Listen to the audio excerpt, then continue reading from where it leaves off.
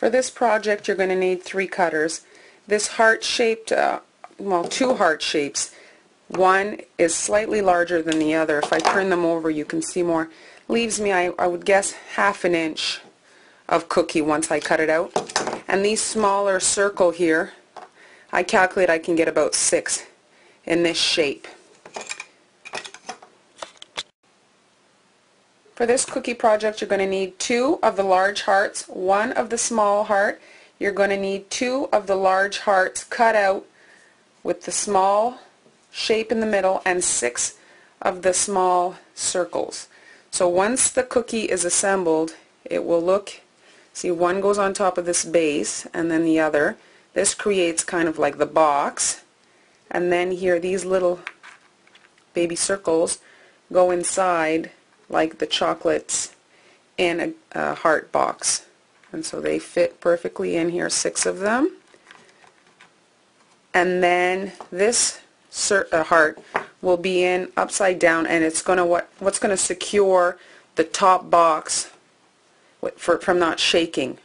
The top heart is going to be stuck onto the back, and so once you place it, it'll kind of like make more of a real box. It will be important to come back to these 3 cookies once they come out of the oven and they're still hot to recut them. The outside and inside of both these shapes, these are very fragile, be careful, as well as this shape here so that the shape fits back in the hole. The first part of the project, we're going to just pipe white on the base heart.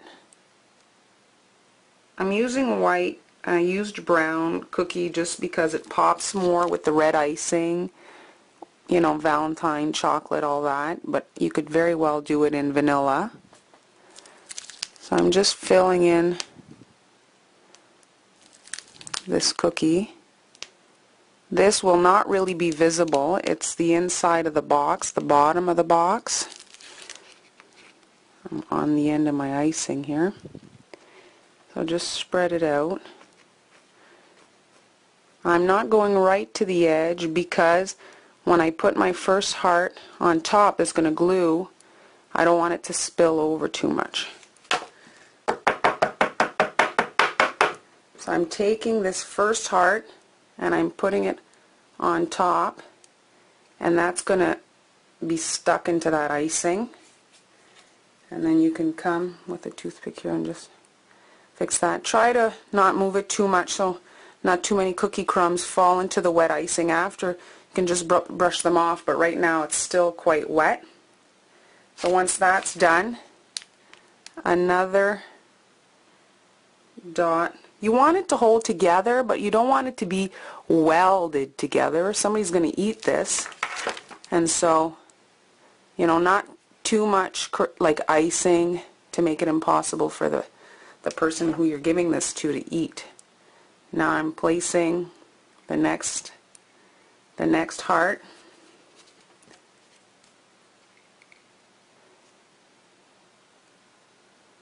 I wouldn't worry about the crumbs that do fall in. I mean, they'll be pretty much hidden by the little 6 cookies that are going to be going in here. Now once all this is together, you can just press it a little bit and wipe off any icing that's oozed out, and then we're going to set it aside to dry. Trying to figure out how to decorate the edge of the cookie. It's not that pretty because I recut with the cookie cutter, and so I've decided to do a ruffle border and a rose tip to kind of hide that, and I think that it'll go in the Valentine theme of, you know, very frilly.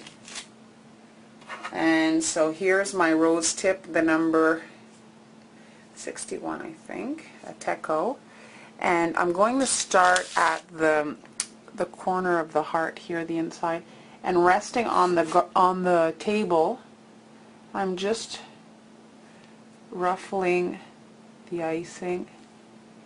Nothing particularly complicated. Important to work on parchment paper so that you can pick it up after and it doesn't screw up your ruffling.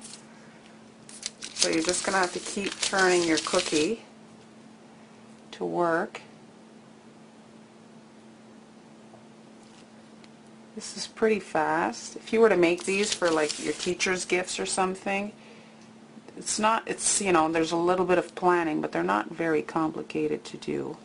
So first layer, I think I'm going to need 3 rows of icing. So now I'm just placing myself at the cookie's edge, and I'm looking to follow that line so that my ruffle is straight. You don't want to drag onto the cookie too much because of the crumbs, and it'll get caught in your white icing and not look nice. So here, all the way around.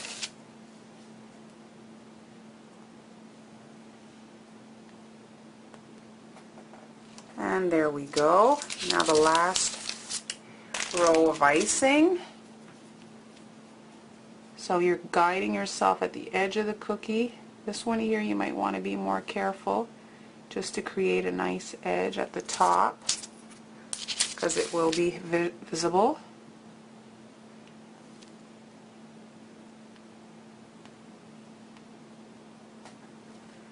There we go. And using the edge of the cookie as your guide to stay straight. Just keep on zigzagging.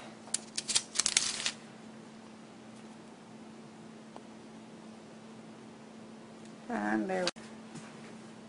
This is the top cookie. I'm not going to do a tutorial as to how to decorate the cookie. In this particular case, it's just simple red icing. I made a bow. I'm going to put the link to Allie B's tutorial how to do this bow. I'm going to leave it up to you as to how you want to decorate your top cookie. On the back of this cookie, with royal icing stuck on, that smaller cookie so that when it goes onto the box, there's no shifting. It stays in place. Here's the base of the cookie box. It's dry. As you can see here, I can pick it up. It easily comes off the parchment paper.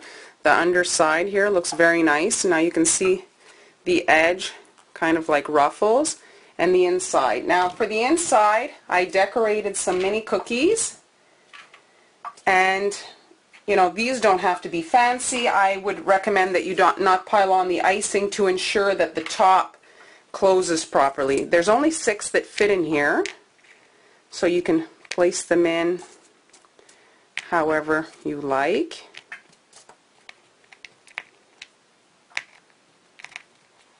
And there we go. 6 mini cookies. So here they are inside the cookie box, and you can see there's a little area there that's going to hold that cover part of the cookie, and it's going to stop it from moving around, and you'll be able to package it and it won't fall off the top, you see. And if you wanted, you could do a ruffle around the top cookie for continuity if you wanted. I didn't do it because I'm just thinking if I was the one eating it, I wouldn't want to eat all that icing. Once your mini cookies are in there, you can just put your top on, and then you could wrap it up, and voila, the perfect little Valentine's Day gift.